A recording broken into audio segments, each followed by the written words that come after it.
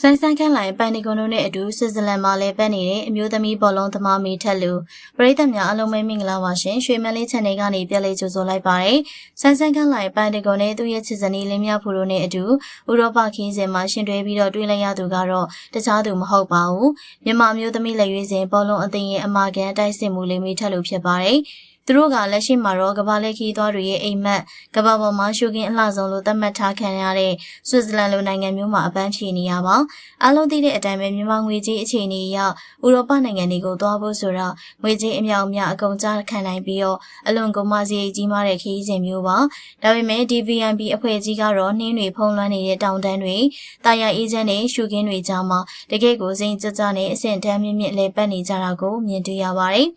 အားလုံးရဲ့ချစ်တော်ဘာဆိုင်ကတော့ဆွစ်ဇာလန်နိုင်ငံလူဇန်မြို့လေရဲ့အလှတရားတွေကိုလူဇန်မြို့ရဲ့တာယာလှပတဲ့အနေသားတွေနေ့တစ်နေ့ဆိုပြီးတော့သူ့ရဲ့ပရိသတ်တွေကိုအလွမ်းပြေမျှဝေထားပါတယ်။တစ်ဖက်မှာလည်းပန်နီကွန်တို့ဇနီးမောင်နှံကဆွစ်ဇာလန်ရဲ့အေဂျင့်နဲ့တဘာဝအလှတရားတွေကြားမှာရိုမန်တစ်ဆန်ဆန်ကြည်နူးစရာပုံရိပ်လေးတွေနဲ့ပရိသတ်တွေကိုအားကျစေခဲ့ပါတယ်။လူပြောများဆုံးဖြစ်နေရကတော့မေထက်လူရဲ့ lifestyle ပြောင်းလဲပါပဲ။ပုံမှန်ဆိုရင်မြက်ခင်းစိမ့်စိမ့်ဒီပုံမှာပြိုင်ဘက်တွေကိုအကျိန်နဲ့ရှင်ပြိုင်ကစားရင်းနဲ့ချွေးတလုံးလုံးနဲ့မြင်တွေ့ရလေးရှိတဲ့နိုင်ငံကုံဆောင်အားကစားမယ်လေးကိုအခုလိုဥရောပရဲ့အေးဒဏ်ကြားမှာဖက်ရှင်ကြကြနဲ့အလှပနေတာမြင်လိုက်ရတော့ပရိသတ်တွေတော်တော်လေးသဘောကျနေပါတယ်။သူမရဲ့ချစ်စရာကောင်းတဲ့အပြုံးချွတ်ချွတ်လေးတွေနဲ့ရုပ်ရည်ကလည်းနာမည်ကျော်စူပါစတာတွေကြားမှာလုံးဝကိုလိုက်ဖက်ညီနေပြီးတော့အနုပညာရှင်တယောက်လို့တောင်ထင်မှတ်မရလောက်အောင်ဆွဲဆောင်မှုရှိနေပါတယ်။ဒီနေရာမှာပရိသတ်တွေကြားစိတ်ဝင်စားစရာမေးခွန်းတွေနဲ့ကောလာဟလတွေထွက်ပေါ်လာပါတယ်။ဘောလုံးကင်းတွေကတိုက်စစ်မှုလေးဟာအခုလိုအထက်တန်းလွှာ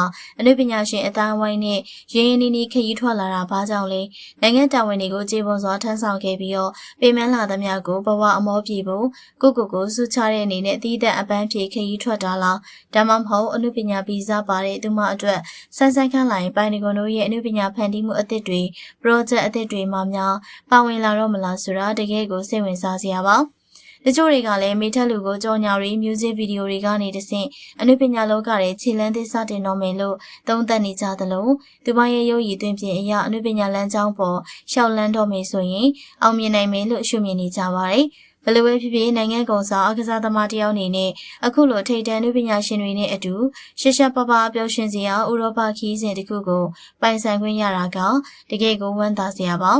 နိုင်ငံအတွက်အစွမ်းကုန်စူးစမ်းပေးခဲ့တဲ့သူမရဲ့အားထုတ်မှုတွေအတွက်တကယ်ကိုထိုက်တန်တဲ့အနားယူမှုလေးတစ်ခုလို့ဆိုရမှာပါကဲပရိသတ်ကြီးရောဆွစ်ဇာလန်မှာရောက်ရှိနေတဲ့သူတို့ရဲ့ခီးစဉ်လေးကိုကြည့်ပြီးဥရောပကိုလိုက်လည်ခြင်းစိတ်တွေပေါက်သွားပြီလားမေထက်လူရောဘောလုံးကင်းထဲမှာမဟုတ်ပဲအနုပညာလောကတွေမှာမင်းသမီးတယောက်မော်ဒယ်တယောက်အနေနဲ့မြင်တွေ့ခြင်းလားပြောသွားကြပါအောင်နော်ကြည့်ရှုအားပေးတဲ့အတွက်ပရိသတ်တွေကိုကျေးဇူးထူးပဲတင်ရှိပါရရှင်။တာယာပျော်ရွှင်တဲ့နေ့ရက်လေးကိုပိုင်ဆိုင်နိုင်ကြပါစေနော်။